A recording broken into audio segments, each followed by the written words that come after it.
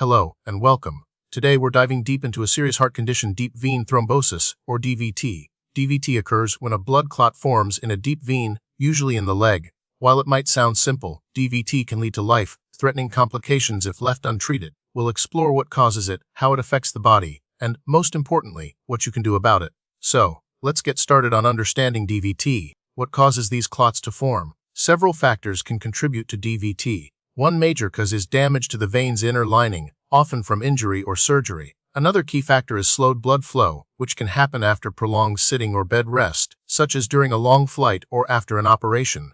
Finally, increased blood clotting tendency, stemming from genetic factors, certain medications like birth control pills, pregnancy, or conditions like cancer, plays a significant role in the development of DVT.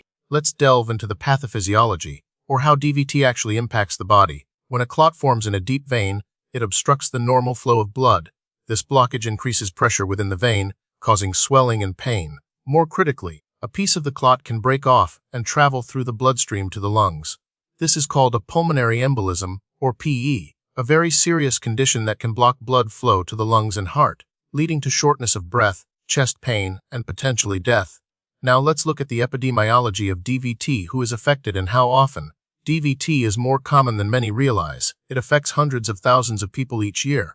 While it can occur at any age, the risk increases significantly with age, particularly after 40. Certain populations are also at higher risk, including those who are pregnant, have a family history of blood clots, are obese, smoke, or have certain medical conditions like cancer or heart disease. Knowing these risk factors is crucial for early detection and prevention. What are the telltale signs and symptoms of DVT? Unfortunately, DVT can sometimes be subtle, with no noticeable symptoms at all. However, when symptoms do appear, they typically include swelling in the affected leg or arm, pain or tenderness, often described as a cramping sensation, redness or discoloration of the skin, and a feeling of warmth in the affected area. It's important to note that symptoms can vary from person to person, and not everyone will experience all of them. If you suspect you might have DVT, it's vital to seek medical attention promptly. How is DVT diagnosed? The process typically begins with a physical examination and a review of your medical history. However, the most common diagnostic tool is a Doppler ultrasound, a non-invasive test that uses sound waves to visualize blood flow in the veins. In some cases, other imaging tests like a venogram or MRI may be used to get a more detailed picture of the veins and confirm the diagnosis. Early and accurate diagnosis is crucial to initiate prompt treatment and prevent serious complications. While DVT is generally categorized by the location of the clot, either proximal closer to the heart or distal or further away, it is also classified by whether or not it is provoked or unprovoked. Provoked DVT means that there is an identifiable risk factor, such as surgery, trauma, or hormonal medication. Unprovoked DVT occurs without any apparent cause, which may suggest an underlying clotting disorder or other medical condition needing further investigation. The primary goals of DVT treatment are to stop the clot from getting bigger, prevent it from breaking loose and traveling to the lungs of pulmonary embolism, and reduce the risk of future clots. The cornerstone of treatment is anticoagulant medication, commonly known as blood thinners. These medications help prevent new clots from forming and prevent existing clots from growing. In some cases, a thrombolytic drug, which dissolves clots, may be used. Additionally, compression stockings are often prescribed to reduce swelling and pain in the affected leg. In rare cases, a filter may be placed in the inferior vena cava, a large vein in the abdomen, to catch clots before they reach the lungs.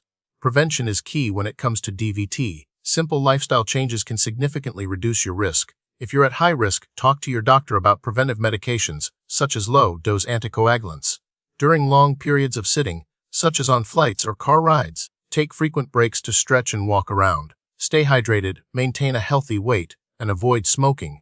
For those undergoing surgery, follow your doctor's instructions carefully regarding post-operative exercises and blood clot prevention measures.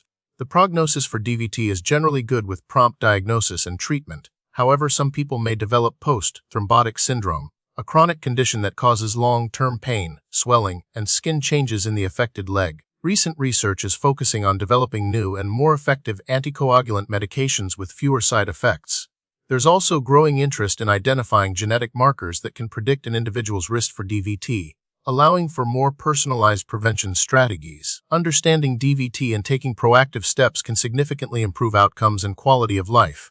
Thank you for watching.